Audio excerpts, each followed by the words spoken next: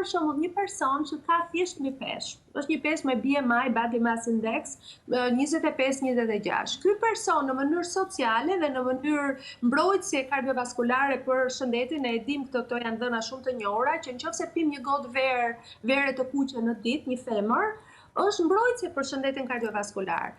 Por nëse ke një baseline, do me thënë në bazë të ke faktor rreziku për sindromen metabolik, do me thënë je pak obez, je pak mbi peshë, ke pak prediabet, dhe pi një gotë vere në ditë, çdo ditë, ti atëherë dhe ke akoma më tepër rrezik që sëmundja metabolike, mënçize statoza, të avancoj dhe më shumë në të ardhmen.